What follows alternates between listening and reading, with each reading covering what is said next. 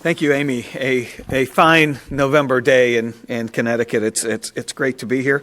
Able to take the train up from DC, which was really a nice way to travel. Let me put a plug in for that because I worked the whole way, with the exception of maybe a 20-minute power nap, and then got to New Haven and jumped on the connector train to take me over to Hartford. So just a good experience right off the bat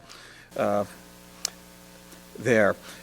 I'm with the American Public Transportation Association. We go by APTA. It's just a little background. It's basically the core of the membership is the transit systems around the country. But it's actually more than that. It's the cities, the suppliers, the universities, the contractors, the mobility services, manufacturers, et cetera. So it's the broad transportation community. Every day, I like to open many talks with this stat: 34 million boardings a day on public transportation. I like to say that's more face-to-face customers than any other business. Name another one that has that many face-to-face. So that's a good thing. My own career, I was with all in transit. I worked New Jersey DOT with New Jersey Transit, worked for the transit system in Pittsburgh, and now I'm with the National Association in Washington. My talk today is going to cover three themes. I'll make some opening overview comments. Then I'm going to talk about this really a global trend called mobility as a service, Maas. I was with a group earlier this week, and I used the word Maas, and they thought it was mobility at a standstill. And I said, well, that's part of what we're trying to get at, actually. That's not bad framing. Mobility as a service is Maas. Then I will talk about, of course, automation, the trends. Many of the transit systems are early adopters into this. I'm much on the positive side of automation, and I'll talk about some specific applications on that. Finally, AAA, American Automobile Association, longtime partner in my work in Washington in the advocacy area, but a partner generally. You know, we're all part of the same mobility world, so I definitely want to underscore that right from the beginning, a strong sense of partnership between the transit world and the automotive world. And I say that because my career is long enough, I remember when that wasn't the case. And I remember where there was so much energy wasted in battles, car versus, and that's not the way to look at it then or going forward. There we go. Aha! I just put a little montage together and called it cashless, wireless, paperless, driverless, on-demand, integrated, and outcome-driven. So all of those have a little angle to them.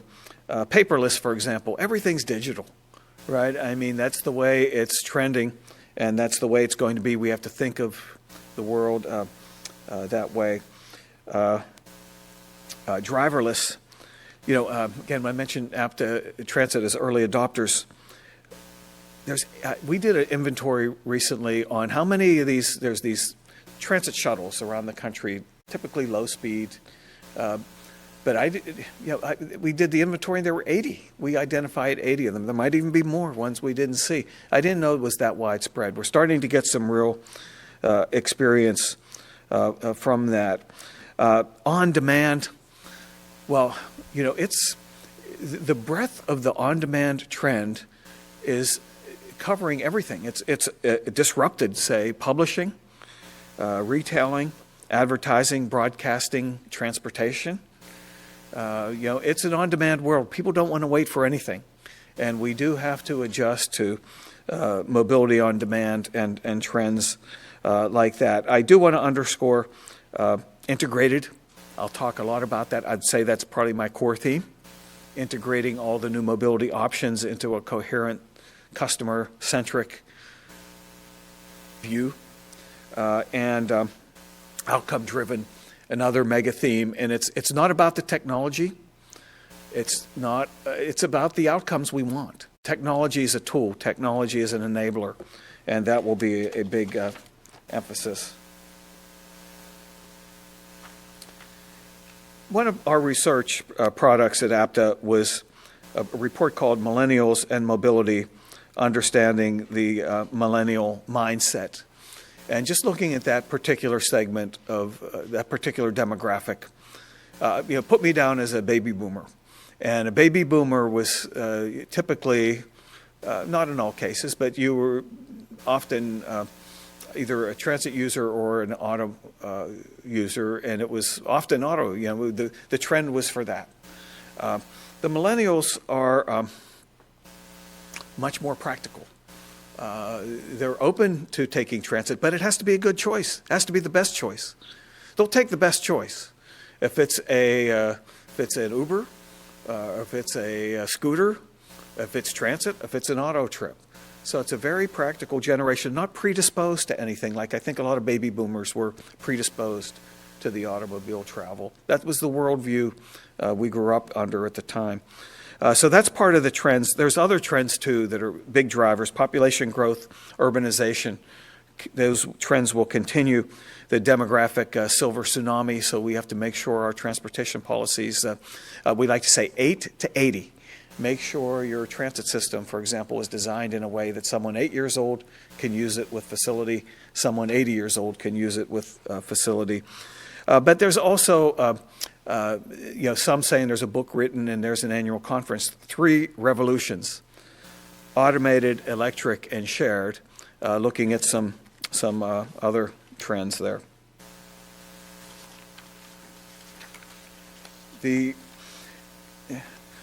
This icon here is just from a meeting APTA convened a couple years ago.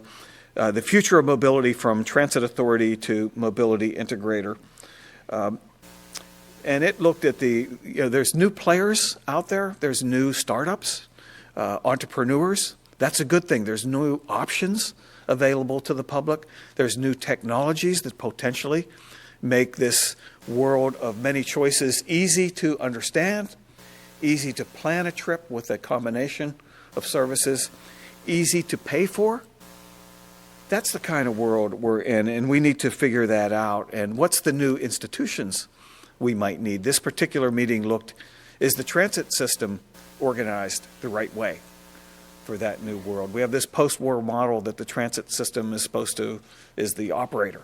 What was once privately operated services, transit has stepped in because and to fill that void. But is that the right model going forward? We'll see. It may be there are variations of that are the higher calling for your local transit agency. This next slide gets at that theme. Technology is an enabler. It's not the end game. We need a system, and we need to know where we're going, and we need to know the outcomes we want. Now, I would suggest a few buzzwords here to say these are the kind of outcome we want. We want a mobility network that's customer-centric. We want a mobility network that's equitable. It works for everybody, not just for some. Integrated to make sure all the pieces fit together into a coherent set of mobility choices. We need resourced. While we're talking about change, I suggest we not forget about our core infrastructure needs. We need to invest in our, the repair, reliability, modernization of our road network, of our transit network, of our passenger railways. So I say that with a little emphasis. Washington, of course, there's a transportation bill pending and another one soon to come. Yes, we need to think about the new mobility world, but we need to think about our bread and butter needs as we're dealing with that. We also want privacy. Make sure, there's a lot of data that comes from all this.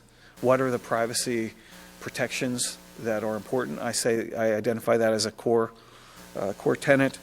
And it has to be sustainable in a bunch of ways, both in a financial sense, certainly in an environmental sense. I'm going to mention just quickly about APTA's history, and the main reason I want to say this, we go back to 1882. That's a lot has changed since then. That predates the internal combustion engine. We're talking about horse-drawn streetcars back in the time. I'm proud to say we've endured those waves of change. So we've moved from, through the internal combustion into the internal combustion engine phase. And by the way, early years, even before internal combustion took hold, it was electric streetcars. So there was electric. It wasn't until, say, the 1930s that buses came in, and then of course buses, transit had a decline, and eventually has had a resurgence in recent years. I'll talk about that. But there's been a lot of change and a lot of adaptation to change over the years. Just some stats here, and the main thing I want to mention is transit between 1995 and 2015, 20 years, was on a really strong growth trend. For much of that, it was triple the rate of population growth. Then it went to a decline in about the last 4 years, say between 2015 and 2019. A decline after 20 years. And said, what's going on here? And we investigated that trend and said, well, okay, there's some work-at-home trends that are affecting it. There are some economic trends after the Great Depression, the Great Recession. People emerged and had money to buy cars, and that affected some travel. And it was also part of the changing mobility ecosystem, call it. All of a sudden, there were more options for people. I say that's a good thing. If it even affects transit ridership, if people, again, are making the trip that works best for them, we should encourage that. And we should measure the productivity of the system as a whole, not just the transit part. Now, I will say this. Now, transit ridership has turned the corner and has increased. So I'm happy to report that. Now,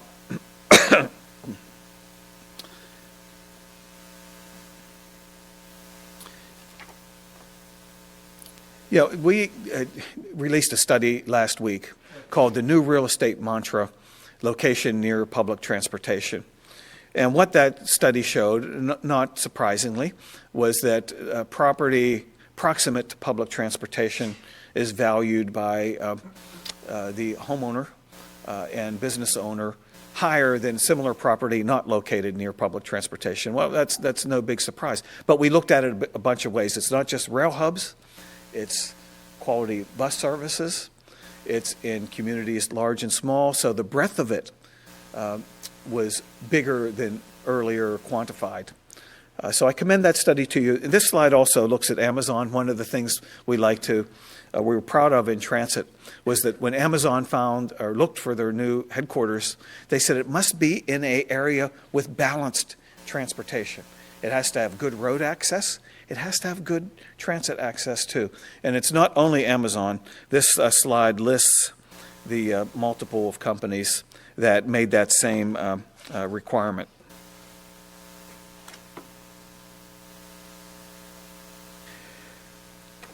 This slide just sort of underscores, it depicts in Salt Lake City the connection between a commuter or a train, a light rail train. You see a bike lane in the photo. There's pedestrian and auto access to this station, and you see transit-oriented development around it. I view that sort of as perhaps a model of at least in an urban setting, of a kind of integrated system. Many places like this have, say, bike share right there, car share right there. I'll talk a little bit more about that coming up. This is a final slide in sort of my opening part, and then I'm going to get to mobility as a service and automation and end at 9:55 on time. But it shows yesterday was Election Day, November 5th, and there were transit ballot measures around the country. Happened to be 8 on the ballot yesterday. 6 were victorious. And I say, again, as we look for balanced transportation options, people are supporting what could be more reflective of the public sentiment when you're winning, such as last year, 82% of the transit votes, and the year before, 88%. The chart shows there's no trend here. It's just consistency. It's consistently above 70%. And next year, another big year. So people are looking for a good and balanced system. Now, mobility as a service, Maas. This is a system, not a big system. This is the system in Thompsons County, New York, where there's Ithaca and where there's Cornell University. They have a subscription service.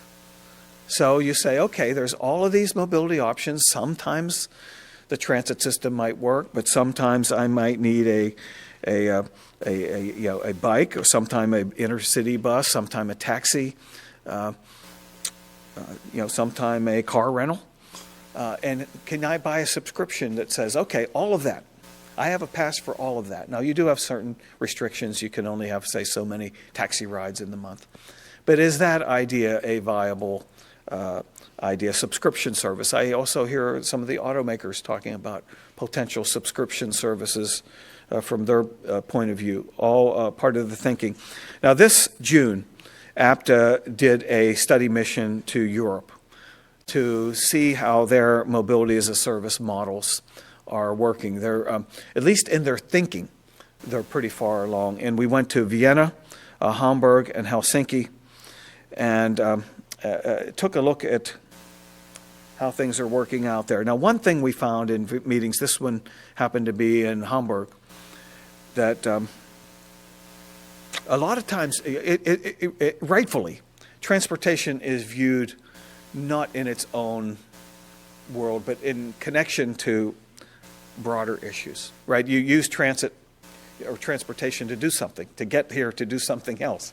Not many people drive or ride transit in and of itself. That's not the end of what you're doing. You're connected to some either economic goal or social activity. So should that be the way we're measuring things? And that's sort of the way they're looking at it in Europe. I'd say that was the main takeaway of the trip. How does transportation part of your environmental policies, part of your energy policies, forward-looking, part of the economic health of your region? How can you bolster it through a connected mobility network that brings, a new set of on-demand options to people? How can that create vibrant places? Cities want places that are live, and how can you make sure this works? This provides access to jobs, health, education, and opportunity, and perhaps ways better than we currently have. So some themes emerging from the trip. There's a strategic angle, certainly. There's a leadership angle. There's a world of partnerships to look at. There's some new business models and integration themes that keep being repeated. Just a quick definition of mobility as a service. And by the way, you see, as Amy mentioned, the smartphone. What a transformational thing that has been. Smartphone right in the center of it. And again, it's the on-demand aspect of it, that it's real time, it's now. What's the quickest option that can get me there? So through your smartphone, you can have a one-stop shopping. You can say, I have a number of choices. Here's where I am right now. Here's where I'm standing. Here's when the bus is coming. Here's where the closest TNC is. There's a taxi stand over here. There's a bike station here. All of that right in the palm of your hand through these mobility as a service platforms. Then you can understand how to plan your trip, how to pay for your trip, and understand really this emerging concept, big event last year at USDOT. I attended with Secretary Chow, Secretary Carson, and others to unveil the concept of the complete trip. Let's look at a trip in its whole set of pieces. I'm going to move quickly through these, although we can talk about them certainly, because these are sort of back office things. I pulled these from another presentation that explained how some of these mobility as a service platforms work. This one happens to be from Vienna. They created actually the Vienna transit system called Wiener Linien, Vienna Lines, created a subsidiary to actually manage this, call it this platform, this mobility as a service platform. One of the things that came from it is data. no surprise. All of these trips provide data. That's another thing. We're in a data world, a world that's full of data and different ways to monetize it. A lot of the biggest companies out there now are data companies, right? So is there a way you can use this data? Again, privacy is a key tenet. We're not going to compromise privacy, period. But there's still ways you can use data to understand your trip network, your trip demand, to understand other things, understand commerce. And they're actually created a subsidiary that can provide data analytics. So that's another thing coming from this. This happens to be Hamburg, and some pictures of the physical integration. Now, this platform through your cell phone is call it a digital integration. You also have to match that with the physical integration. So at your rail station, you have the bikes, right? You have the car share, and it's all part of what you're doing through Maas. Yeah, this is just a simple cartoon, but it sort of illustrates that you can pull up your, you can do your booking, your billing, right through your phone. Pull up, summon all of those various services: the transit, the car share, the taxi, the bike. This slide happens to be from Germany. Again, auto companies can do the same thing, and we do partner with some of the groups there, the Alliance of Automobile Manufacturers, among others. Auto companies are going to be, you can use a car. They might not in the future not be car builders, manufacturers solely, but this trend of shared. If you can have an automated car, does it have to be owned? In many cases, it will be. We'll have to see how those trends sort out. But if you can summon a car or a transit vehicle or whatever, does it have to be owned? Let's ponder on that question. Or would you be served just as well by summoning a vehicle for that particular trip through the miracle of automation?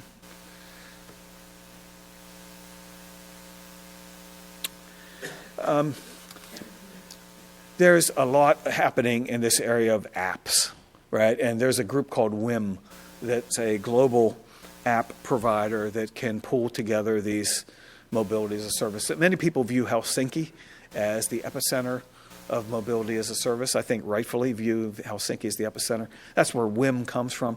You'll start to see this app coming cities all over the world to say, here we go. Here's all the apps.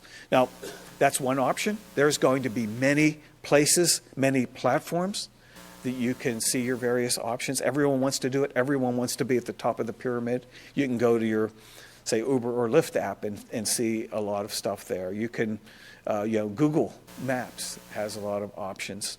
That's all good. I have a little policy side that says, well, aren't they going to steer you to the option they want you to take? Right? I'm not blaming them for that. That's what entrepreneurs do. But I'm saying, should the mobility platform, be a public platform that's truly unbiased? So that's another thought I will leave with you. This is just in Helsinki you had WIM, which is a wonderful app. But Helsinki had that same question. Said, well, shouldn't the mobility platform be a public platform rather than a private app? I'm going to breeze through these.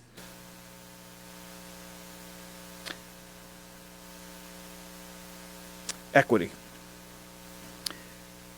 If the system that emerges, all of these new changes, and many would say, there's never been, we're at the precipice of more change.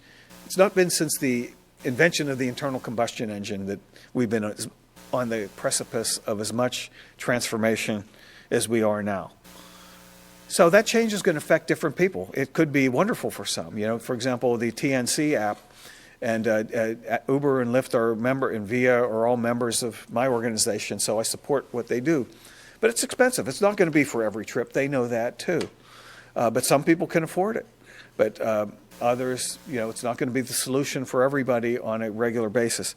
We have to make sure all of this new change affects and benefits everybody. So I'll use the phrase equitable access to a sustainable mobility system is the ultimate end game. Some of the buttons we need to make sure we touch on. I mentioned data. There's a wealth of data, many private players, many data companies, many people looking how to, in a good way, use data as part of their strategic business objectives. We just have to make sure we are able to, to manage the data in rightful ways. Some data is walled off, right? I'm a proponent of open mobility data so that we can pull from it. There's data analytics that can come. Data can also help us optimize our system. So there's a lot happening in the data world, a lot we have to get our arms around. Certainly partnerships, there are great opportunities here. In my world, public procurement policies is a necessity. But some of these procurement policies don't work for some of these new types of services, new procurement of new technologies. Yeah, the traditional methods of procurement don't work as well. So we are looking at new ways of doing that. Looking at technical readiness. There's so many skills needed for this world. We have to really jump in that area. We need jobs. Some of the jobs will change, but we need jobs. We currently big shortage of bus drivers. The truck drivers is the same thing. It's a global. At least in the U.S., it's a big deal. But over time, maybe the jobs might change a little bit. Automation is a tool. It's not going to take over the jobs. We expect more to come from them. Amidst all of that, there's this skills needs that can help us take it to this new field of technology. A vision, wow. We need a vision for how to take us forward. A lot happening there in various ways. Washington is actually a buzz. There are, we have to sort out what is appropriate federal, state, local rules. That's one of the things we have to do. Experiments. Let me mention the excitement here because we're in this time of the need to try things different, try things new, try innovation, try risk, incentivize risk. We're going to learn things one pilot project at a time through these automated systems. Test, fail, and succeed. Chronicle your experiences and build upon them, and then incentivize risk. In my world, the public transit world, risk isn't always incentivized. In fact, you say, okay, I'm going to try this. If it fails, I'm out of cash. And if I win, everyone else is going to piggyback on my victory. That's not a great model. I say we should incentivize the risk so that if you fail, the loss is shared. If you win, the success can rightfully be applied to everyone because the investment was across the board, call it publicly supported investment. So in our recommendations for the next federal bill, the FAST Act, the reauthorization of the FAST Act, that's a big part of what we're talking about is a pilot projects. We'll learn one pilot project at a time. Automation. This happens to be Las Vegas. And again, when you think of who was the first, I don't know if it's absolutely fair, but in my mind, I think of Las Vegas as one of the first to have these automated pilots. And downtown Las Vegas, looping around, automated shuttle system. But again, that has advanced, and you have many other systems in place. As we look at automation, the timeline was talked about. We're not going to know the timeline, but we can't be.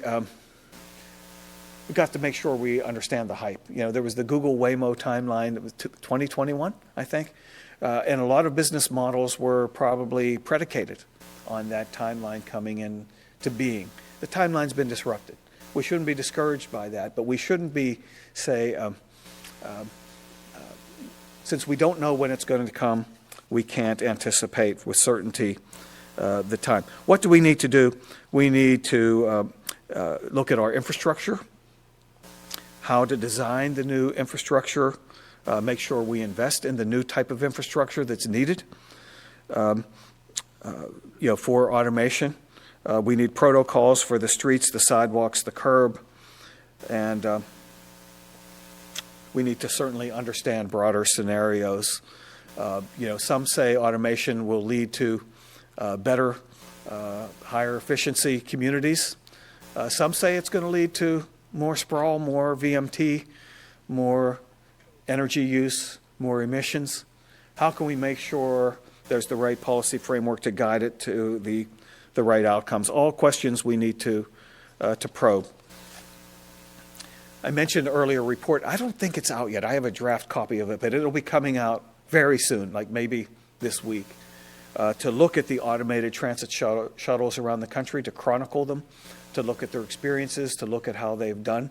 They're all pilots. There's no success or fail, but we learn from all of them. There are 80 plus of them going on around the country. Again, I assert that we're early adopters here. They're operating under different kinds of service models, often under a public-private partnership type model. The big thing is going to be, I think, not the automated shuttles, although those can serve useful roles, but if you have call it a dedicated right-of-way, like some transit systems have, and you have you can have, say, an automated bus rapid transit system, that's where you can have a real winner. You have a dedicated right-of-way. You don't have to worry about mixed traffic like you would in other environments. But there is a place that possibly we could have a big breakthrough, and there are cities thinking about it, Austin for one. There are also a procurement underway, and transit systems around the country have banded together to say, it's hard to incentivize a bus manufacturer how do you incentivize them to design and build and gear up for the production of an automated bus? Well, the way to do it is to have an economy of scale. So transit systems have pulled together and said, we're in this together. We can have a Maas for a procurement that would be attractive to a manufacturer, and we can have a common spec for that procurement. So I mentioned that, again, also as a progress and effort underway. Jacksonville's vision is very grand, and they call it the ultimate urban circulator, little George Jetson like perhaps. But they would have these automated pods on a elevated right-of-way. It's exciting what they're doing. And I mentioned that because I mentioned sort of the lower end, the automated shuttles. Here's a little bit of an advanced concept of what that might look like. And actually, this is my final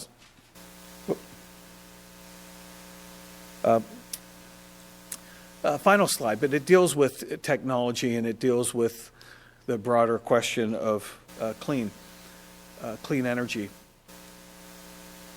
And some might think I'm going to use this as a way to say public transportation is we're quicker on technology adaptation than some people might think.